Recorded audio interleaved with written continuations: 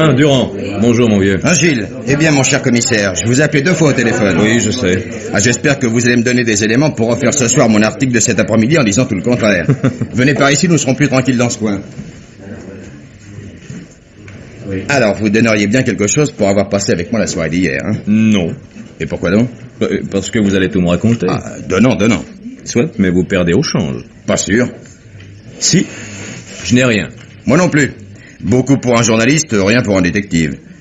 Et j'ai passé la soirée en face de la victime, c'est tout. Quel homme, ce Gutberg? 65 ans, gras, un peu rose, les yeux pâles. Aimable mais pas bavard. Beau joueur et toujours l'air de s'embêter. Et sans aucune famille, sauf un neveu qu'il a élevé et qui s'est tué il y a quelques années dans un accident d'automobile. Il ne lui restait que 2 passions, les affaires et le jeu. Vous le voyez souvent? Non. Vous savez que je ne vais au cercle que si je n'ai rien d'autre à faire. Oui. Mais Gutberg, par contre, il passait à peu près toutes ses soirées. Jouant sans jamais s'emballer, je suis sûr qu'il ne perdait jamais que ce qu'il voulait perdre. Il possédait d'ailleurs une fortune considérable, à moins... Non, vous avez raison. Les affaires de la banque Gutberg sont excellentes. La fortune personnelle du banquier s'élève à une somme considérable. Qui hérite? Par testament, Gutberg a laissé toute sa fortune à l'œuvre de Sion. Ah. Et d'après vous, quel est le motif du meurtre?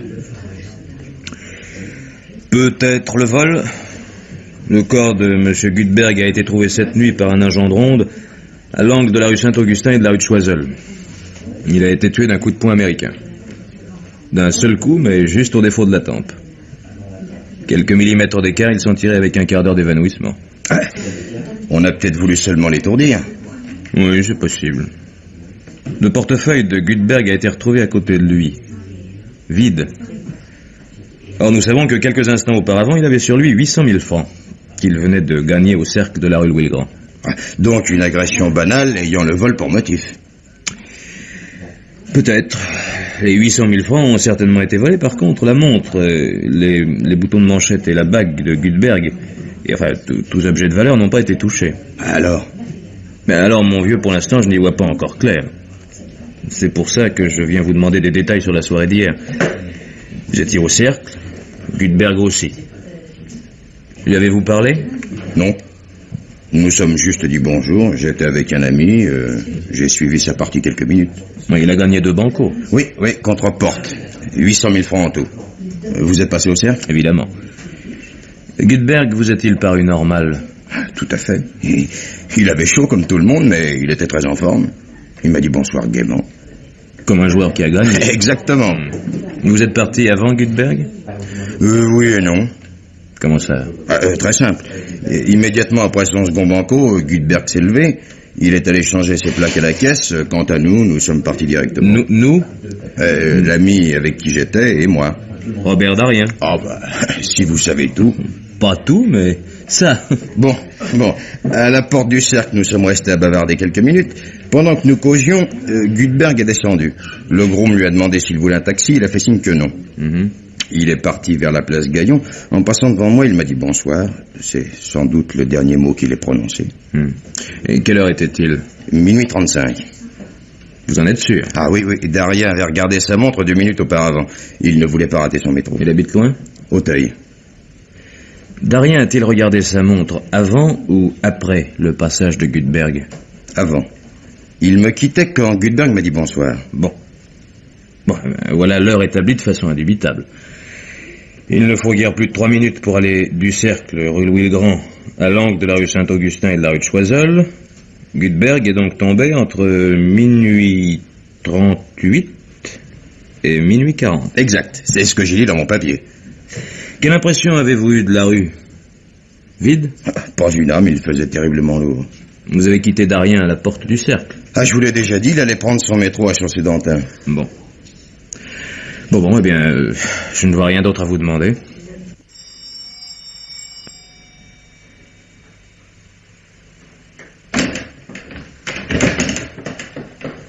Pardon, madame, monsieur Darien est-il là? Oui, monsieur. Puis-je le voir? Commissaire Gilles, de la police judiciaire. Entrez, monsieur.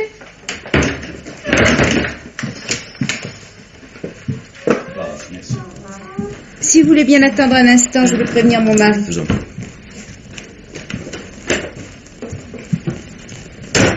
excusez-moi, monsieur le commissaire, de vous recevoir en robe de chambre, mais je me lève très tard. C'est moi qui m'excuse, monsieur. Que souhaitez-vous de moi? Mon Dieu, c'est peu de choses. Vous avez dû voir dans les journaux que le banquier Gutberg a été assassiné avant-hier soir. Oui, je viens de lire le papier de mon ami Marcel Durand dans l'Écho de France. Oui, justement, Marcel Durand, que je connais aussi depuis longtemps, et que j'ai vu hier, m'a dit que le soir du crime, vous aviez passé la soirée ensemble chez Larquet. Mais c'est parfaitement exact. Vous comprenez le but de ma visite. J'essaie de reconstituer les dernières heures de Gutberg, et je dois poser certaines questions à tous ceux qui ont été en contact avec lui dimanche.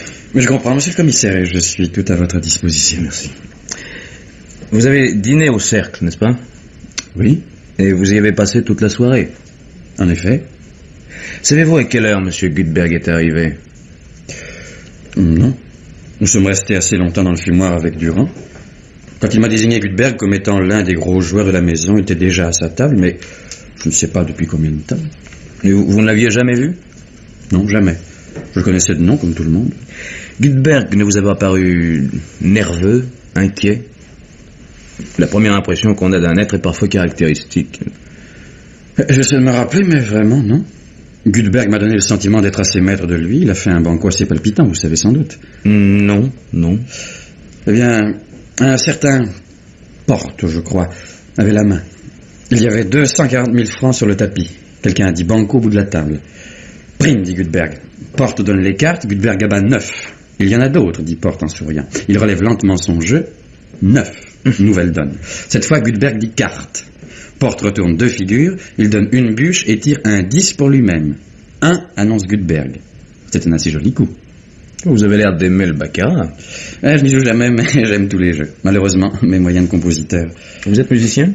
Oui. Un assez mauvais métier avant d'avoir réussi. Aussi, je me permets que le bridge. Et l'autre soir, pourtant, vous avez bien risqué quelques louis. Non, c'est Durand qui m'avait amené au cercle. Je n'étais jamais allé, je ne suis pas membre du cercle. Mais c'est une raquette de ping-pong que vous avez là. Ah oui, vous connaissez? Très peu. Je crois que c'est assez amusant. Ah, c'est passionnant. Vous avez déjà vu de vrais matchs? Non, jamais. Mais revenons à Gutberg. Je crois que vous êtes sorti du cercle à peu près en même temps que lui. Oui, en effet, tout de suite après lui. Est-il parti à pied? Oui, il a refusé un taxi que lui proposait le groom.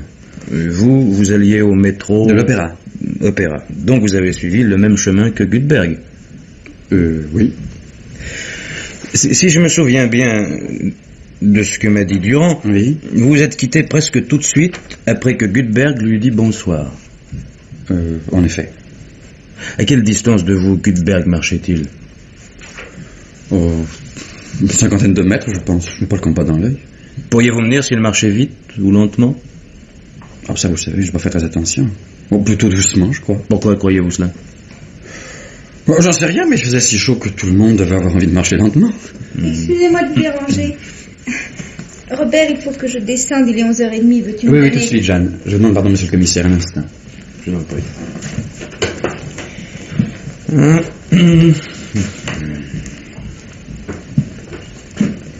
Tiens, qu'est-ce que c'est que ce bout de carton dans le cendrier? Ticket de métro? Bourse? 23 juillet. C'était dimanche? Voilà, je suis à vous. Je n'ai plus qu'une question à vous poser, mais la plus importante. Oui. Vous n'avez rien remarqué de suspect dans la rue?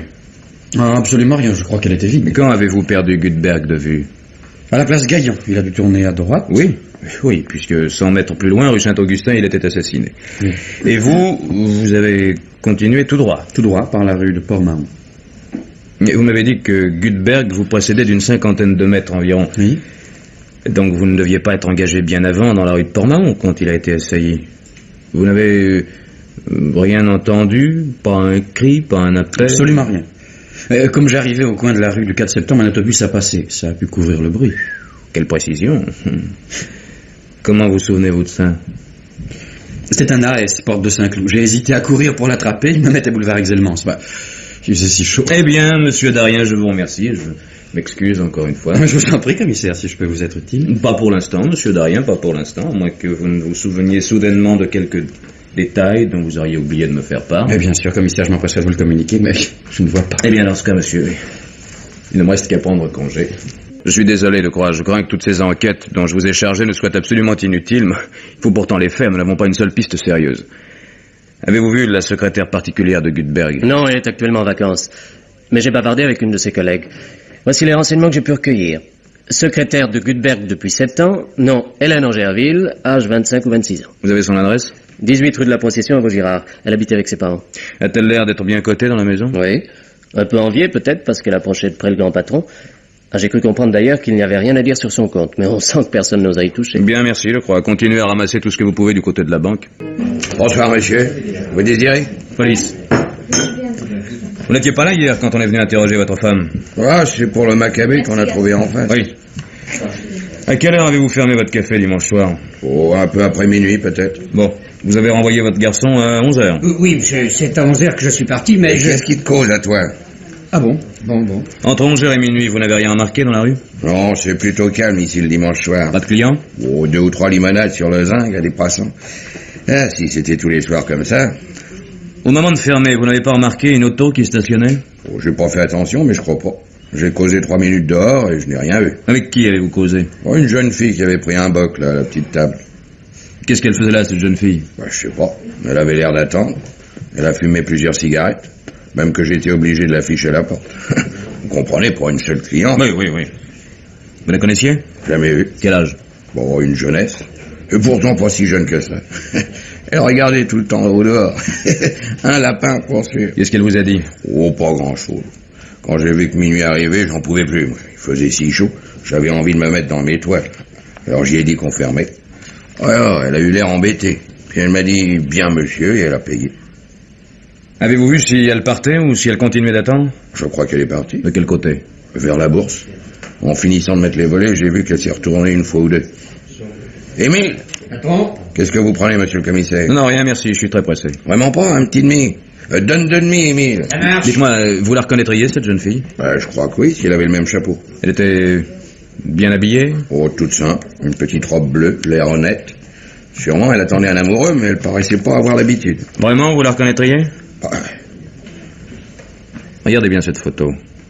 Oh, épatant. C'est elle. Vous en êtes certain? Je donnerais ma tête à couper. Non, c'est inutile. Non, merci.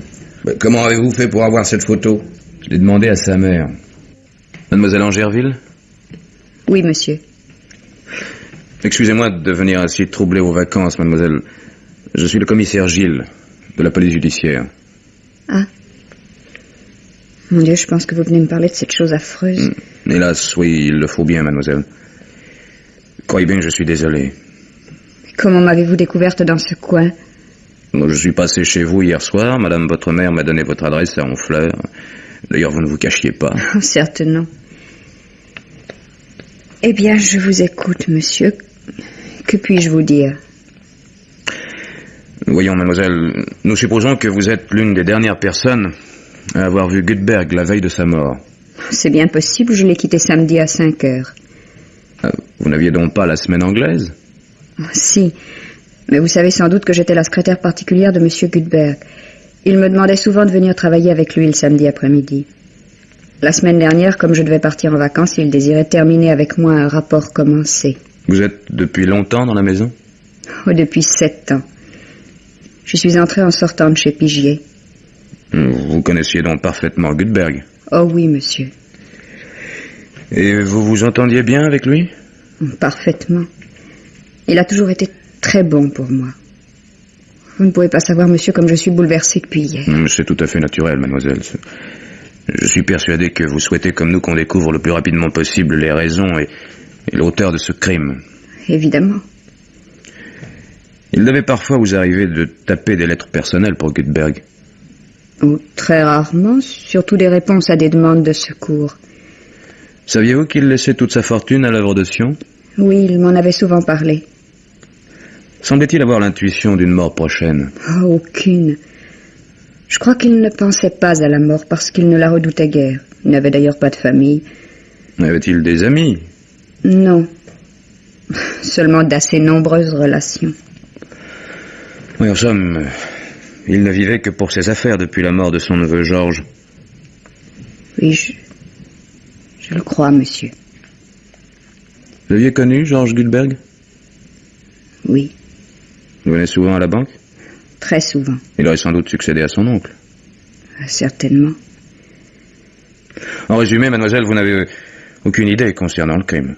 Ça, aucune, je le comprends pas. Oui, je ne vois plus rien. Ah, si. Si, à votre connaissance, M. Gutberg avait-il un rendez-vous dimanche soir après minuit? Rendez-vous? Oui, n'est-ce pas? Il y a un petit fait très frappant. Je pensais que peut-être votre patron aurait pu vous dicter une lettre précisant ce rendez-vous, y faire allusion devant vous. Non, je ne vois pas. Nous ne comprenons pas pourquoi M. Gutberg, qui habitait Passy, a pris la rue Saint-Augustin en sortant du cercle. Pour tourner le dos à son domicile, il fallait qu'il allât quelque part. On ne se promène pas rue Saint-Augustin à minuit. Où allait-il? Je ne sais pas. Tant pis. Je comptais beaucoup sur vous pour aider à élucider ce point. Enfin, puisque vous ne savez pas. Je vais repartir. Je voudrais être à Paris avant 8 heures. Je m'excuse, mademoiselle, d'avoir interrompu votre repos. Vous avez choisi un coin charmant. Oui, c'est très calme, sauf le dimanche. On vient des environs. Vous êtes là depuis dimanche? Oui, Je croyais que vous n'étiez parti que lundi. mais non, pourquoi? Ah, j'ai mal compris, sans doute. Mademoiselle, pourquoi mentez-vous? Je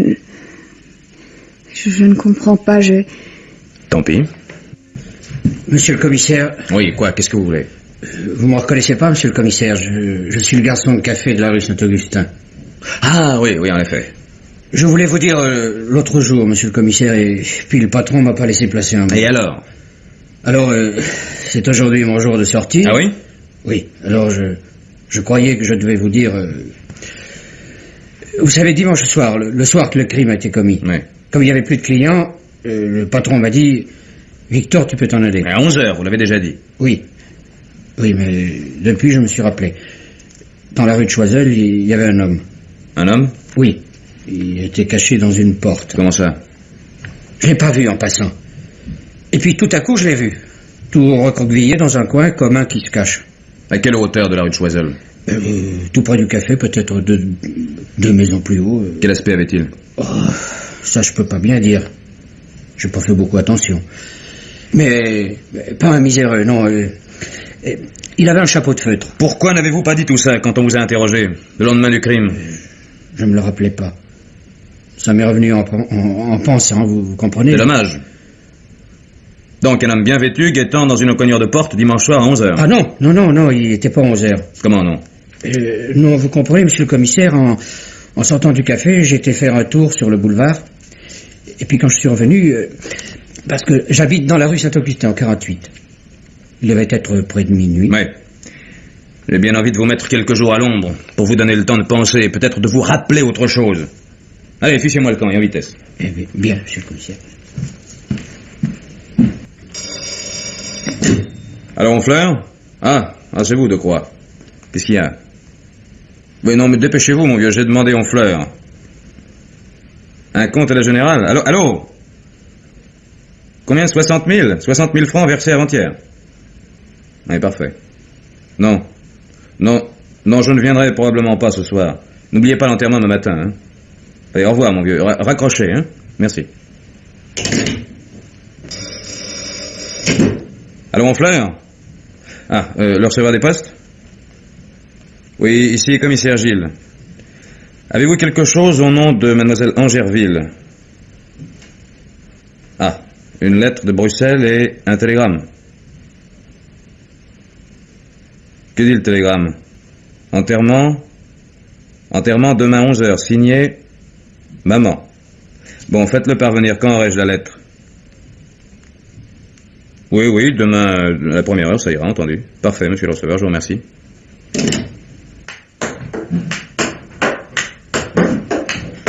Tiens, commissaire, bonjour, je ne vous savais pas joueur de ping-pong. Bonjour, monsieur Darien. Malheureusement, je ne joue que très mal. Mais votre enthousiasme à l'égard de ce jeu m'a donné envie de regarder de vrais joueurs. Et je ne regrette pas d'être venu. Ah, c'est singulier. Quoi donc? Depuis 3 jours, nous nous rencontrons tout le temps. Mais en effet, oui. Le hasard. Ah, vous croyez au hasard, commissaire? Mais oui. Vous avez raison. Et parfois, il embrouille singulièrement les choses. Bon, mais je file, il est tard, je dîne au cercle avec Marcel Durand. Vais-je encore vous y rencontrer, par hasard? Peut-être.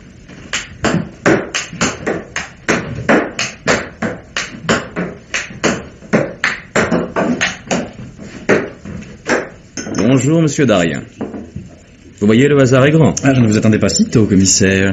Vous étiez en train de jouer? Oui. Pourquoi m'aviez-vous dit que vous ne jouiez jamais? Parce que nous n'étions pas seuls. Ma femme se trouvait dans la pièce à côté. Ah, c'est ce que j'avais pensé. D'ailleurs, ce n'était qu'un demi-mensonge et je m'en excuse. J'ai joué autrefois, mais je ne joue presque jamais maintenant. Pourtant, l'autre soir et ce soir... Ah, le hasard, commissaire, le hasard. Bien, voulez-vous que nous allions rejoindre Durand au bar? Volontiers. Oui, et il avait fait comme ça. Comment, Gilles, vous étiez là? Vous savez bien que je suis partout. Oui, c'est vrai, le commissaire est partout. Ne vous ai-je pas dit que nous nous sommes rencontrés au ping-pong cet après-midi? Je ne vois que lui depuis 3 jours. Tenez, ce soir encore. Vous avez gagné? Environ 300 000 francs. Fantastique. Vous savez, Gilles, il joue comme un fou. Ah, je trouve que monsieur Darien a fort bien mené son dernier coup. Il a d'ailleurs une bonne place. Comment? Oui, celle que Gutberg occupait dimanche soir. Vous ne l'avez pas remarqué? Excusez-moi, je ne voudrais pas laisser passer ma main. Écoutez, mon vieux, je ne voudrais pas être indiscret, mais... Vous voudriez bien savoir pourquoi je suis ici ce soir. C'est très simple. Et je ne laisserai rien dans l'ombre afin que vous quittiez cet air inquiet. Si, vous n'êtes pas journaliste pour rien, vous avez de l'imagination. Vous êtes en train de vous demander si je ne soupçonne pas votre ami Darien d'avoir assassiné Gutberg. Vous plaisantez. Je plaisante, mais c'est quand même l'arrière-fond de votre pensée. Eh bien, rassurez-vous. Figurez-vous que votre ami a prononcé devant moi le mot ping-pong, avec un tel enthousiasme que j'ai eu envie de me documenter sérieusement sur ce jeu si passionnant. Je me suis souvenu que vous m'aviez parlé d'un club, avenue de Versailles. J'y suis allé et j'y ai rencontré Darien. Voilà. L'explication vous satisfait-elle? Naturellement, Gilles, naturellement, mais... N'empêche que vous vous demandez pourquoi je suis venu ici, c'est encore plus simple. Je me suis trouvé seul dans la rue, à 10h30. C'est alors que l'idée m'est venue. Le hasard, vous savez que j'ai grande confiance dans le hasard. Bien sûr. Le hasard, donc, réunissait ici les 2 personnes qui ont été les dernières à avoir vu Gutberg vivant. Et ceci à l'endroit même où elle l'avait vu. Vous comprenez? Oui, je comprends. Vous voyez, commissaire, comme il y a peu de monde dans la rue, et dimanche, il n'y avait personne. J'y pensais. Parbleu. Vous marchiez à peu près à cette allure. Oh, peut-être un peu plus vite. J'étais seul. Oui, c'est juste. Et Gutberg marchait devant? Oui. À une 30aine de mètres, m'avez-vous dit? À peu près. Avez-vous une montre à seconde? Oui, pourquoi? Cela vous ennuierait-il? Voilà, je marcherai devant vous. Oui. À la même distance que vous avez suivi Gutberg. Et vous me suivrez. J'allais vous le proposer. Cela me permettra de savoir la minute exacte à laquelle il est tombé. Je vais suivre le chemin qui a suivi Gutberg, et vous suivrez le vôtre par la rue de Port-Mahon. Oui. Quand j'arriverai au coin de la rue de Choiseul, je sifflerai très fort. Je pense que vous entendrez. À moins qu'un autobus... Espérons que cette fois il n'y aura pas d'autobus. Espérons. Quand vous m'entendrez siffler, je vous demanderai de vous arrêter, de regarder l'heure et de m'attendre. Je vous rejoindrai aussitôt. Une vraie reconstitution du crime, alors? Presque. Soit. Partez devant, je vous suis. Si j'appelle, n'hésitez pas à venir à mon secours, parce que ce soir, c'est moi qui ai 500 000 francs dans la poche.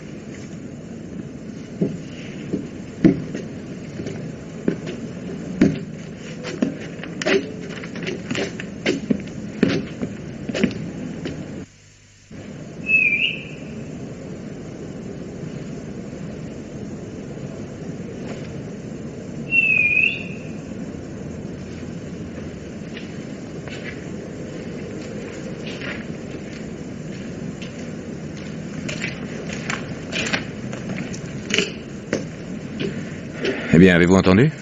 Parfaitement. Vous avez sifflé 2 fois à 6 secondes d'intervalle. Gutberg n'a pas dû crier. Vous auriez certainement entendu. C'est mon avis. Singulière affaire.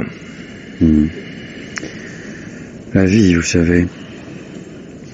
Bon, je vous quitte? Vous ne prenez pas le métro à la Bourse? Non. Pas ce soir. Alors, à bientôt, j'espère. Commissaire, ce n'est pas moi qui ai tué Gutberg. Je sais. Au revoir. Oui? Monsieur le commissaire, il y a une dame qui vous demande. Très blonde, mince? Oui, c'est ça, monsieur le commissaire. Faites-la entrer. Vous voulez que je reste, patron? Non, filet de croix, filet.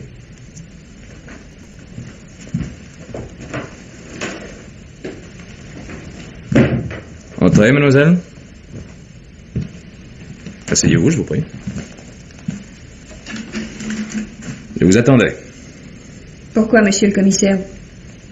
Vous ne pouviez pas savoir que... Si. J'étais certain que vous viendriez ce matin aux obsèques et qu'après vous passeriez ici. Je ne comprends pas. Jusqu'à hier matin, je n'avais aucune certitude. Je savais que vous aviez quelque chose à me dire, mais je ne savais pas quoi. Maintenant, je sais. Voyez-vous, mademoiselle, nous sommes mêlés à une triste affaire qui vous touche sans doute beaucoup plus que moi, parce que vous aviez, vous, de l'affection pour Gutberg et que moi, je ne le connaissais pas. Mais je ne puis m'empêcher d'être ému par l'élément humain d'une affaire que je dois débrouiller. Je comprends donc parfaitement le désarroi dans lequel vous vivez depuis quelques jours et le sentiment qui vous a conduit à mon bureau. Si je n'étais pas allé vous voir à Honfleur, si mes questions ne vous avaient pas révélé que j'en savais plus que je ne le disais, sans doute n'auriez-vous jamais parlé.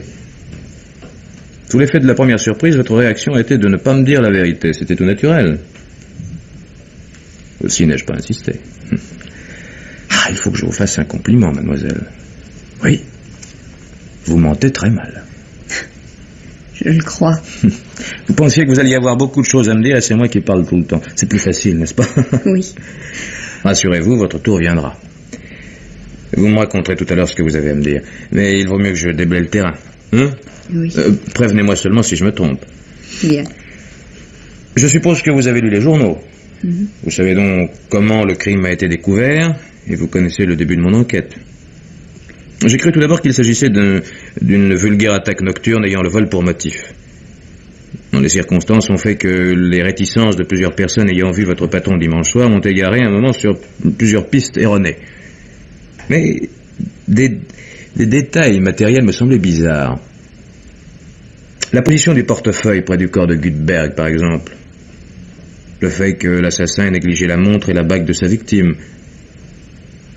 D'autre part, la direction prise par M. Gutberg à sa sortie du cercle laissait supposer qu'il avait un rendez-vous. Tout cela m'a détourné de mes premières hypothèses.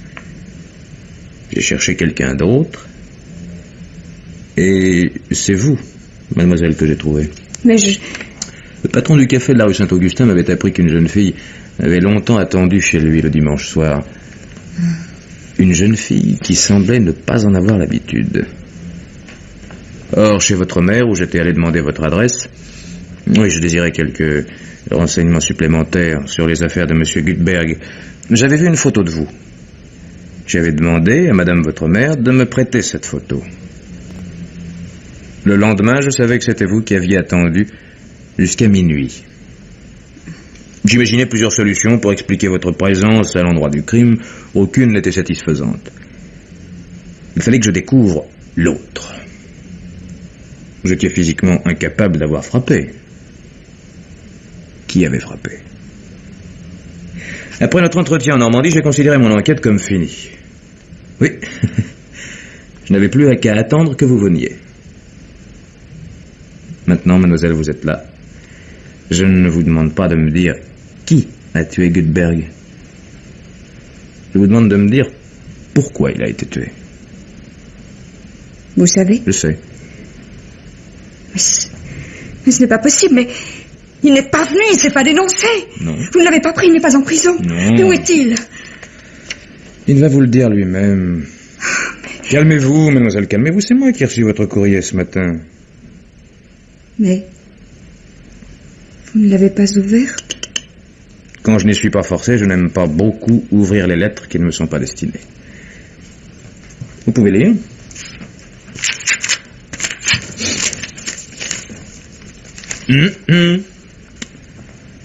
Il est loin? Oui. De ce que je pensais. Croyez-vous à la destinée, monsieur le commissaire? Oui, j'y crois. La mienne a été d'apporter le malheur avec moi. Lorsque je suis entrée à la banque Gutberg, je n'avais que 18 ans. J'étais sans doute comme beaucoup de jeunes filles. J'attendais le prince charmant. Et il est venu. Georges Gutberg vous a aimé? Ah.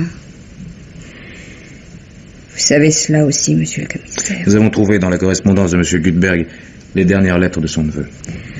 Alors vous devinez ce qui s'est passé. Oh, j'ai adoré Georges dès que je l'ai connu. Il aurait pu faire de moi ce qu'il aurait voulu. Je serais devenue sa maîtresse s'il me l'avait demandé. Mais je crois qu'il m'aimait trop pour cela. Il m'a demandé d'être sa femme. Lorsque M. Gutberg a compris que c'était sérieux et que Georges tenait réellement à m'épouser, il s'est emporté. Oh, ce n'était pas un mauvais homme, mais il n'avait plus que ce neveu qui lui devait tout et pour qui il nourrissait de grandes ambitions. Je comprends. Georges était aussi buté que son oncle. Il menaça de s'engager dans la Légion si on me renvoyait de la banque. Nous avons continué à nous voir. Nous nous aimions de plus en plus. Que s'est-il finalement passé entre Georges et son oncle, ça je ne l'ai jamais su. M. Gutberg a-t-il menacé de laisser sans un sou? Georges a-t-il craint pour moi la misère? C'est possible. Un soir, il m'a dit qu'on l'envoyait voir un client dans le Midi. Il était très surexcité, il m'a embrassé comme un fou. Je ne l'ai jamais revu. Avez-vous eu la preuve qu'il s'était tué? Non, pas moi. Mais je suis sûre que son oncle le savait. Vous avez raison, mademoiselle. Il le savait. Oh, les lettres. Oh, je voudrais... Je pense qu'après cela, M. Gutberg a compris et qu'il a essayé de réparer auprès de vous. Oui. Oh, ça a été un coup terrible pour lui. Il m'a supplié de rester à la banque. Il m'a dit que sa vie était finie. Il m'a demandé pardon. Malgré ce qu'il nous avait fait à Georges et à moi, j'avais fini par éprouver une certaine affection pour cet homme solitaire. C'est singulier, n'est-ce pas? Non. Alors, tant bien que mal, les choses ont continué. Et puis, il y a 2 ans, j'ai connu Frédéric. Il a tout de suite été amoureux de moi comme un fou. Pour le décourager, je lui ai raconté mon histoire. Je lui ai affirmé que je n'aimerais jamais plus. Cela n'a fait que l'enflammer davantage. Ma famille me tourmentait pour que je l'épouse. On me donnait toutes les bonnes raisons que vous pouvez supposer. Puis à certaines minutes, j'étais tentée, je l'avoue, de dire oui. Frédéric ne me déplaisait pas. J'ose vous le dire, monsieur le commissaire, mais je me sentais parfois troublée auprès de lui. Un jour, j'ai demandé conseil à monsieur Gutberg. Je l'ai rarement vu aussi ému, mais il a tenu le même langage que ma famille. Et vous avez accepté? Oui. Il y a combien de temps de cela? 6 mois. Nous ne devions nous marier que l'hiver prochain. Dès que nous nous sommes fiancés, le caractère de Frédéric a changé. Il est devenu de plus en plus jaloux. J'avais eu le malheur de lui raconter que le fondé de pouvoir de la banque me faisait la cour depuis des années.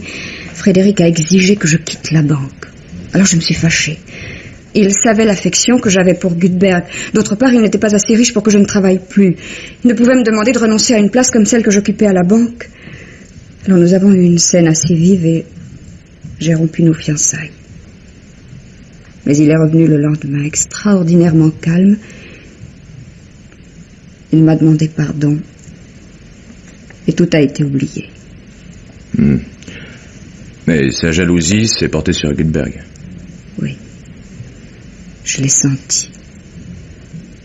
Et j'ai pensé que Frédéric n'aurait pas de repos tant que je n'aurais pas quitté la banque. Alors j'ai résolu de partir et j'ai fait part de ma décision à monsieur Gutberg. Mais par un sot orgueil, je n'ai rien dit à Frédéric. Je ne voulais pas avoir l'air de céder. Oh, vous allez voir, monsieur, ce que c'est que la destinée. Monsieur Gutberg voulait absolument me donner une dot. J'avais refusé. Or, samedi dernier, au moment où j'allais partir de la banque, monsieur Gutberg m'a dit « Puisque vous ne voulez pas accepter d'argent de moi, vous l'accepterez peut-être du hasard. » Alors voilà ce qu'il avait décidé. Le lendemain était le 21 juillet, anniversaire de la mort de Georges. Ce soir-là, M. Gutberg irait jouer au cercle. Et s'il gagnait, j'accepterais son gain comme un cadeau que Georges me faisait à travers son oncle. Voilà pourquoi vous attendiez le dimanche soir. Oui. Oh, j'avais d'abord refusé, mais la bizarrerie de l'idée de M. Gutberg, cette idée de joueur, avait quelque chose qui me séduisait. Alors j'ai accepté. M. Gutberg m'avait proposé de venir le chercher au cercle, mais je ne voulais pas y être vue. Il m'a donc donné rendez-vous dans un café en face du passage Choiseul, entre minuit et minuit et demi. Je devais partir en vacances le dimanche soir. J'ai passé la journée avec Frédéric. Je ne voulais rien lui dire et partir pour Honfleur le lendemain. Alors j'ai convaincu mon fiancé de ne pas m'accompagner à la gare, en lui disant que c'était une superstition. Et nous nous sommes séparés lorsque je l'ai déposé en taxi devant chez lui. Quant à moi, j'ai continué jusqu'à la gare. Il me restait plusieurs heures d'attente avant mon rendez-vous avec M. Gutberg. J'ai pris un billet de quai pour voir partir le train que j'aurais dû prendre. Ah, c'était stupide, mais on agit quelquefois sans raison. Et c'est cela qui a tout fait. Frédéric m'écrit qu'il voulait voir partir mon train sans que je le sache. Sur le quai, il m'a aperçu. Oh, j'imagine ce qu'il a dû éprouver. Moi, je suis arrivée à 11h au café. Quand le patron a fermé, je me suis mise à me promener dans la rue Saint-Augustin. Il était plus de minuit et demi lorsque j'ai aperçu M. Gutberg. Il venait à ma rencontre en agitant joyeusement son portefeuille. Alors tout a été tellement rapide, Frédéric est sorti de la rue de Choiseul comme un fou, il a frappé violemment M. Gutberg avec un objet métallique, je ne sais pas quoi. Gutberg a-t-il crié? Non, il est tombé comme une masse. Et vous? Avez-vous crié? Je ne crois pas, je ne me rappelle pas. Que s'est-il passé ensuite? Frédéric m'a saisi par la main. Je croyais qu'il allait me tuer. Il m'a entraîné en courant. Puis tout à coup, il m'a lâché, il m'a regardé fixement. Et il s'est remis à courir. Ce n'est l'Élysée. Non. Il est en Belgique. Oui. Il va s'embarquer? Il attend. Quoi? Que je lui dise s'il doit se constituer prisonnier. Comptez-vous le revoir? Oh, je ne sais pas. Plus tard. Il a de l'argent? Je ne sais pas. Très peu, sûrement. Mais... Oh non, non, non, je vous en supplie, ne croyez pas cela. Il n'a pas volé, j'en suis sûre. Vous n'avez pas eu l'impression qu'il y avait quelqu'un d'autre dans la rue? Que quelqu'un a pu vous voir? Non, je ne crois pas. Bon, voici les lettres de Georges Gutberg, mademoiselle. Merci. J'estime qu'elles vous appartiennent. Et n'oubliez pas la lettre de Frédéric. Ah oui. Monsieur le commissaire, qu'allez-vous faire? Il est bien difficile de faire arrêter à l'étranger quelqu'un dont on ne connaît que le prénom. Mais... vous saviez? Non, mademoiselle. Je ne savais pas. Commissaire, je vous rencontre même aux terrasses des cafés. Encore un hasard? Mais oui. Mais oui, il fait si chaud que je n'ai pas voulu rentrer chez moi et j'ai pensé à votre quartier qui est si aéré. Vous voulez pas prendre un verre? Volontiers. Vous n'allez pas au cercle ce soir? Non. Vous avez tort. Il faut exploiter sa veine. Je crois pour ma part à la persévérance et à la patience. C'est une théorie. Pour moi, j'ai attendu toute ma vie des choses qui ne sont pas venues et celles auxquelles je tenais le plus m'ont glissé entre les doigts. Oh, vous êtes pessimiste le vendredi soir. Non, pas plus que les autres jours. Vous croyez que parce qu'on se lève tard et qu'on joue au ping-pong... Non, je sais. À propos, j'ai mon homme. Ah, arrêtez? Non. Pourquoi? Oh, un malheureux. Il ne recommencera pas. Crime passionnel, on classera l'affaire. Mais tous mes compliments, vous avez fait vite. Non, j'ai vu des cas plus compliqués, vous savez. D'ailleurs, il me manque encore celui qui a pris le contenu du portefeuille. Ah, ce n'est pas le même? Non, sans ça, il serait arrêté et je partirai demain en vacances avec ma fiancée. Ne croyez-vous pas, commissaire, que quand on aime, on peut faire n'importe quoi? Oui, je le crois. Je demande cela parce que j'ai l'intention, figurez-vous, d'écrire un roman. Et je crois que je tiens un beau sujet. Ah oui? Oui. Un roman d'amour, naturellement. On a beau dire, il n'y a pas mieux. Et d'amour malheureux. Il n'y en a pas d'autre. Je vous demande pardon de vous dire ça, commissaire, alors que vous êtes fiancé. D'ailleurs, il y a des exceptions. Oui. On ne parle pas des présents. Oui, je vois que nous sommes faits pour nous comprendre, commissaire. On ne parle pas des présents. Je suis sûr que vous allez me donner un bon conseil pour la conclusion. Eh, j'hésite encore, je ne sais trop quoi faire de mon héros. Voilà, mon point de départ est un homme qui joue. C'est un homme d'une trentaine d'années, sans fortune, de profession libérale, marié. Et le soir où l'histoire commence, il joue au baccarat. Pourquoi? Parce qu'il aime. Permettez-moi de vous dire que jusqu'à présent, c'est assez banal. Non, il ne joue pas pour payer des robes à une poule, il joue pour sauver une femme qu'il aime depuis toujours. Il n'est pas son amant, il ne le sera jamais. Elle est la seule personne au monde qui compte pour lui. Il ne l'a pas épousée parce qu'il y a eu des malentendus, parce que la vie est comme ça. Elle s'est mariée avec un autre. Un jour, la jeune femme vient trouver mon héros. Après avoir joui d'une situation brillante, elle et son mari ont été assaillis de difficultés, et ce dernier a fini par faire des bêtises. Je ne sais pas encore lesquelles. Oh, c'est dommage. Mettons, si vous voulez, un chèque sans provision. Il lui faut 400 000 francs dans les 48 heures. Sans cela, c'est le drame. Le déshonneur, peut-être un coup de revolver. Tout cela rejaillira sur elle, sur sa petite fille. Mon héros n'a pas les 400 000 francs, mais il les promet. 400 000 francs, ça se trouve. Or, il ne les trouve pas. Le soir arrive, il n'a rien. Il les lui faut. Alors, il se souvient que jadis, étant jeune homme, il a gagné un soir une grosse somme au baccarat. Il a 20 000 francs sur lui, il les prend, il va jouer. Il perd. Jusqu'à la dernière seconde, il a espéré, et maintenant il est effondré. Il sort du tripot. Vous me suivez toujours, commissaire? Oui. À 30 mètres. Il essaie de se ressaisir, de raisonner, de trouver un moyen de se procurer cet argent. Tout en marchant, il voit devant lui un homme qui vient également de sortir du cercle. Il le sait très riche et vient de le voir gagner une grosse somme. S'il l'abordait, il pourrait lui dire « Les billets que vous venez de gagner, qui vous viennent du hasard, peuvent sauver 3 vies. Prêtez-les-moi pour quelque temps. » L'homme a tourné le coin de la rue. Mon héros essaie de le rattraper. Tout d'abord, il ne comprend pas. Il cherche devant lui une silhouette d'homme. Il aperçoit un groupe confus. Il avance. Soudain, 2 silhouettes s'enfuient. Il n'y a plus qu'une masse sombre par terre. Cette masse, c'est l'homme qu'il avait cherché à rattraper et qui est mort. La rue est déserte. À côté du cadavre, il y a le portefeuille ouvert avec des liasses de billets qui s'échappent. Depuis 24 heures, mon héros est hypnotisé par le désir de se procurer la somme qui sauvera celle qu'il aime. Et voici que le hasard la lui tend.